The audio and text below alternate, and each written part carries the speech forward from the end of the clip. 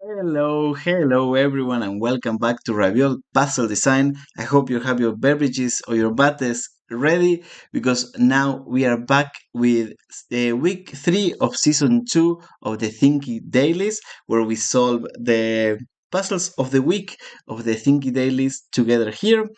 I'm Juana, as always. But before we start, I want to show you that I've been continuing with my puzzle design diary. So you can subscribe here in the Board Game Geek. You will have this link in the description of the video, and here you can see all my blog entries where I'm writing about puzzles and how I'm designing new puzzles and so on. And I'm very happy with some of them. And these are really uh, they're not very filtered, so I just write. I show you what I did with the puzzles, and then I just post them, which I find it as a very funny way of recording or blogging or journaling my puzzle design history, and I'm enjoying them a lot. But that's it for today. If you're liking this show and you like this channel, please subscribe to the channel. Please leave a like and a comment. And let's start with week number 3, Messy Workshop. The workshop is a total mess. Our hero's mentor may be a genius, but she doesn't seem to believe in putting things back in the right place.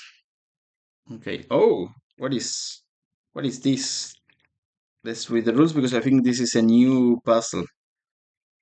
Kissing Polyominoes by Martin Ender. We've seen Martin Ender's designs many times in here. Today's genre is called Kissing Polyominoes, a type invented in 2013 by Matic Uher. Place one copy of each given shape in the grid. The shapes may be rotated or reflected.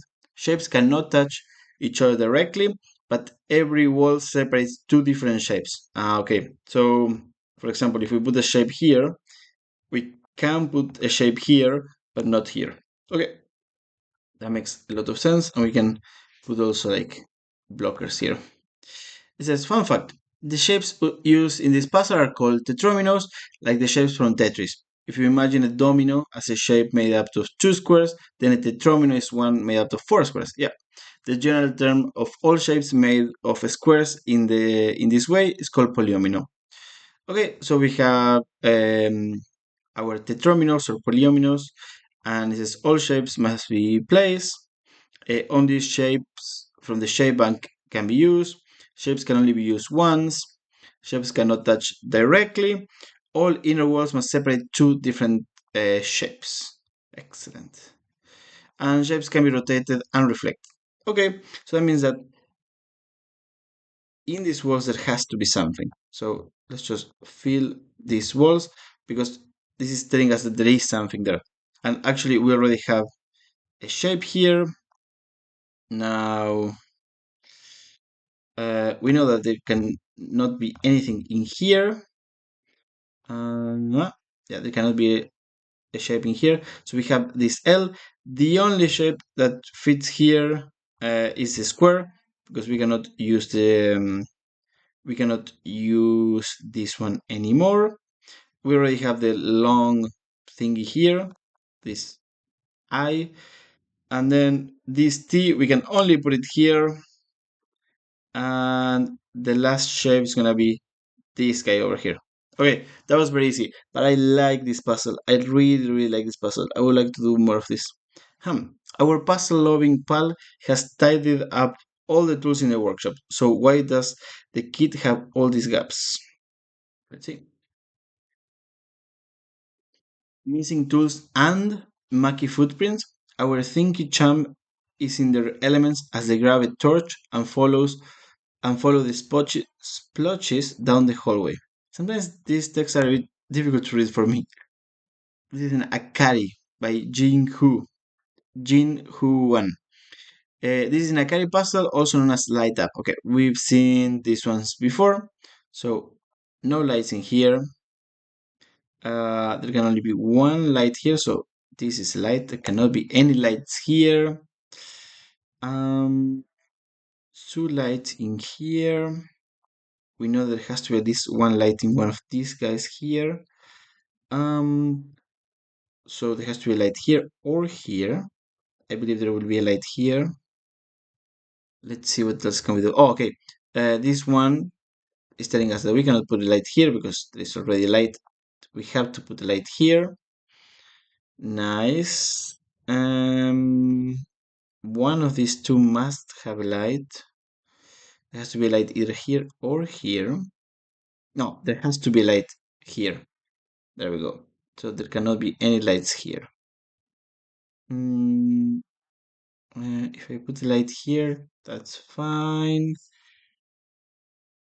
I'm trying to solve this logically.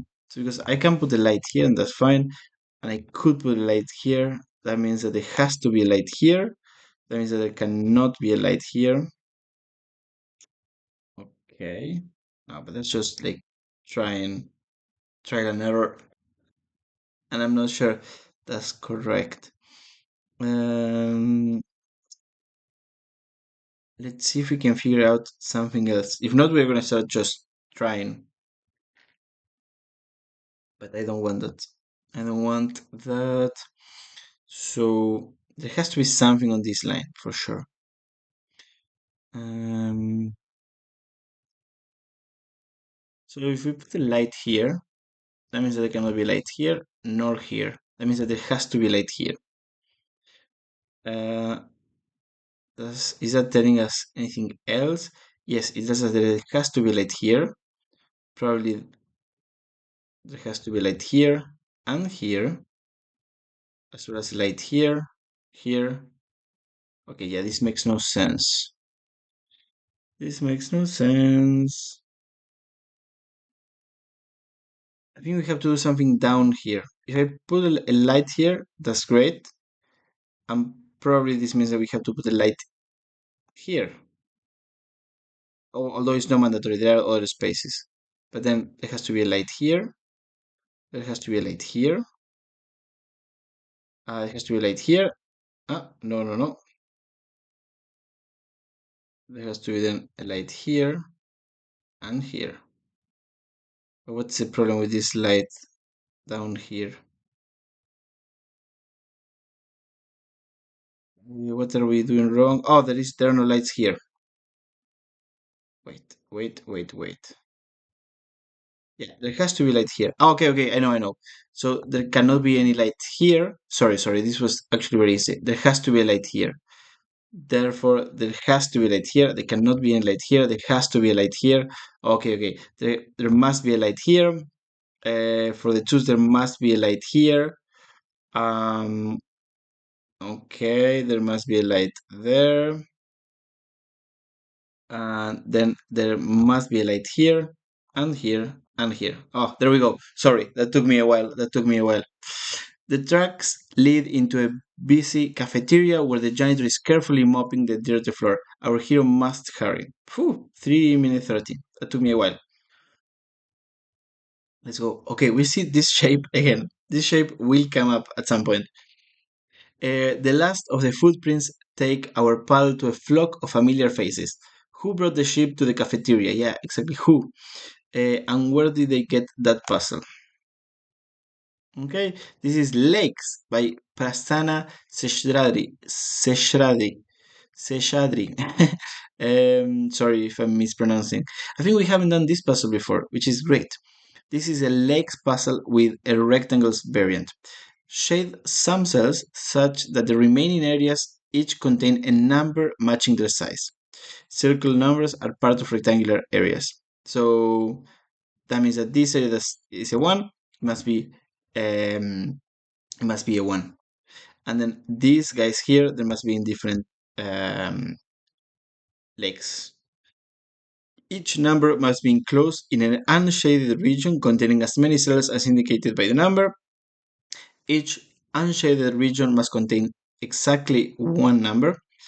Unshaded regions containing a circle number must be rectangular, including squares. Regions containing uncircled numbers may or may not be rectangular. Okay. So then this 4 must be a rectangle. So it must be like this. This 8 must also be a rectangle. Which I guess it's gonna be a 2 by 4. So these are all legs. Now, is this normal? That this I don't know if can I do whatever I want with this. This 8 is also a rectangle, so we'll have to go like this. I want to shade this one. Now this 3 can be anything. Mm, these 3 can be anything. But then we have this 7 as well. So, hmm, now what do we do? This must be, oh, okay, like this. Excellent. And it looks like it's doing like a 4. I don't know if this will come back later. The ship ba happily at the solution. Then clang. Lightly chewed tools lie at the feet of a guilty looking ship. Let's see. Puzzle 18. Today we're gonna do up to puzzle 21. Sukuro by Martin Ender. This is a level 3 difficulty. As our hero gathers the tools, the farmer runs over, waving a puzzle. They seem keen to avoid the janitor's pointed questions about sheep with muddy feet. What is this? This is a Sukuro, a Nicoli genre that first appeared in 1992. Fill additional numbers into some cells. Okay. Such that all numbers form a single connected group and adjacent numbers are different. Numbers count how many other numbers are next to him. Okay, so here we know that this one is telling us that there is only one other number adjacent to it. Each number indicates how many other numbers are placed next to that cell horizontally and vertically. Adjacent numbers must be different, that's very important. All cells with numbers must form a single group connected horizontally or vertically. Okay, so we know that there is nothing around here, and we know that there is a number here. This number must be either 1 or 4. We just know that. No, 1 or 2. We know that these 3 is telling us that there are 3 numbers, so this one must be. Wait, no. This must be a number. Also, we have these 2 here that is telling us that it's only seeing 2 numbers, which are these 2, 4. So nothing here, and then we know that this is a 1. Okay. Also, we know that this is a 1 here, so nothing around here, and there cannot be any number in here because all the numbers must be adjacent and make one big group, so nothing here. These 2 here is telling us that there is nothing here, and this 3 is telling us that there is nothing here as well. This 2 is telling us that there is nothing here, so then there is a 3 here, and it must be a 2. Why? Because if it is a 1, that means that the group will be closed, and this needs to connect with the bigger group, so this must be a 2.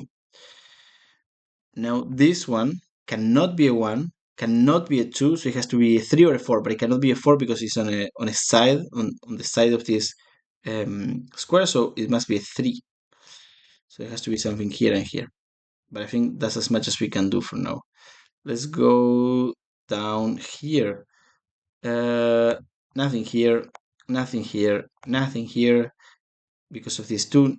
Nothing here and nothing here. Okay, so this is a bit similar. This one right here must be a 2, and this one right here must be a 3. Okay, now what? Now what? So, hmm, what's going on here? So this 4 is telling us that, and this 4 here. So this has to be either a 1 or a 2. If it is a 1, that's it. Oh, wait, no. If this is a 1, that means that this must be an X. And the problem with that is that we wouldn't be able to connect this whole group with the rest of the group. So this cannot be a 1, it must be a 2. Great. So this is the connection point. And this connection point, it must be at the least a 3 or a 4. A 3 or a 4. Okay. Okay. What about this 4 here? This must be at least a 2 or a 3. Yeah, it must be a 2 or a 3. What we know here is that this is a number. And here, this number must be either 2 or 3. It cannot be a 1, it cannot be a 4, it cannot be a 3 because it is a 3 here, so this must be a 2. That means that there is no number here. And this one here, we said that this must be a 2 or a 3, but now that we have this 2 here, this can only be a 3. Great. And now, because of this 2 here, we knew that this number here had to be a 3 or a 4, but now we have a 3 next to it, so this must be a 4. Now, this must be a 2 because there has to be a number here, so we can connect all of this. So this is going to be a 2. And same deal here, this must be a 2. Now, this has to be a 4 because we have a 3 here, indicating that there is a number here, and the same here. So this is a 4.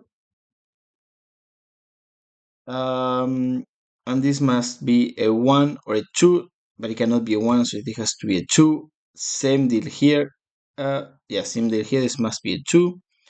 That means that there is nothing here. And I think this will result in a 1 1. Yes. Martin Ender, this was really, really cool. I like this puzzle. Very simple, very elegant. Wow, that was so good. The sheep are enthralled and crowd round our hero to look at the solution. They like you, says their farmer fondly. I like you too. Let's continue. Okay, the mad fit sheep.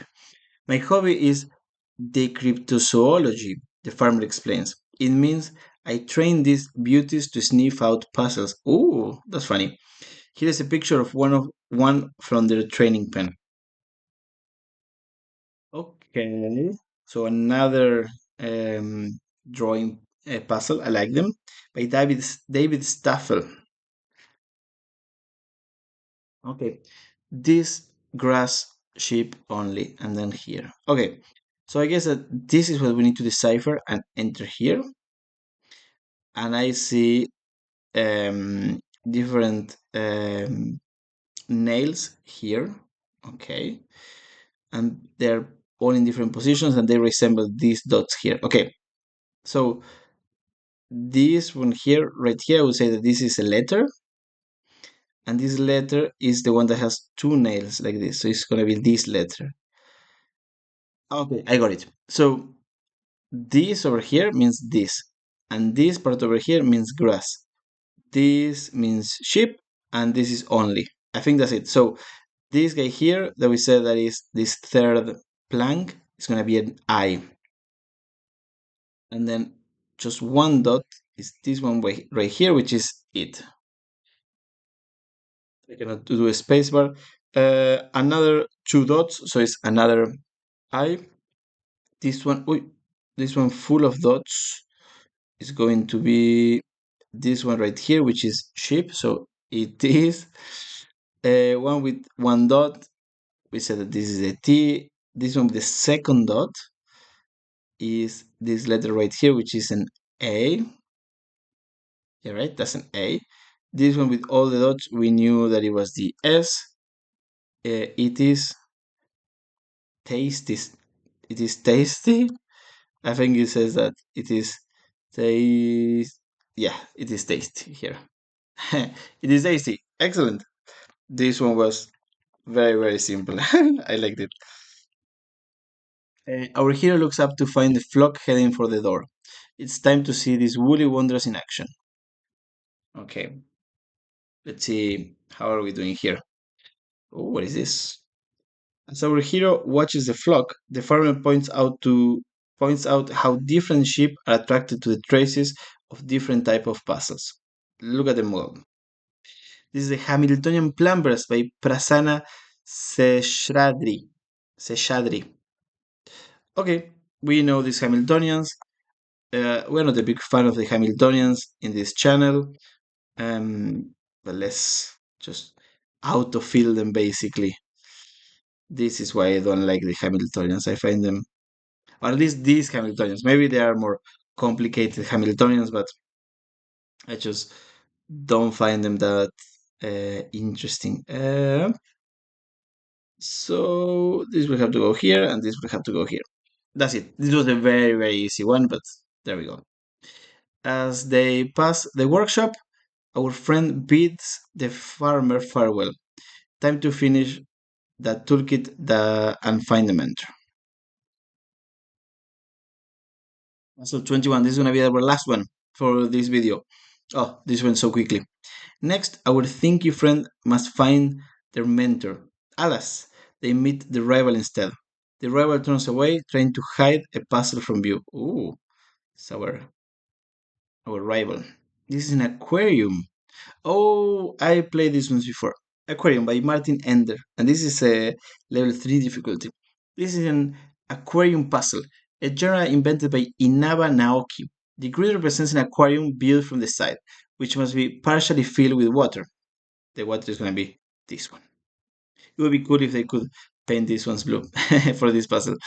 Following the number clues around the edges, fill some cells with water, ensuring it flows the laws of physics. It follows the laws of physics. Keep in mind that a number next to a row or column indicates how many shaded cells there are in that row or column. These cells don't have to be consecutive. So this one that says 5, we know that all of this is going to be filled. Well, actually, no, this is a 6 by 6. So we know that maybe it's going to be filled like this, right? But it cannot just be filled like this because it follows the laws of physics. So this must be filled from the bottom. Shaded cells represent water, which always flows downwards in the grid and stops at the borders between regions. Some regions may remain unshaded. Yeah. This means within a region, shaded cells always have either a border or another shaded cell below them. Exactly. Water follows the laws of physics, so a single body of water within a region must have the same surface level everywhere. That means that I cannot have a region like this. Like, if I'm going for this level, the whole level must be filled. Within a region, shaded cells must not have unshaded cells next to or below them. Yeah. And a body of water can't have different surface levels. Yeah, that's what I just said. Okay. Okay. So let's start. I think that this is gonna be tough one. So we're gonna spend most of the video in this puzzle today. So this is a 5. So if this is 6, there are 6 boxes here. If we fill this one, that means that we have to fill at least 4 here. So all of this must be filled. So we don't know if now we will have to fill like this or like this, but these ones must be filled. Okay. Now we have a 3 here. It is possible that we fill like this and then we just fill 1 here. That's possible.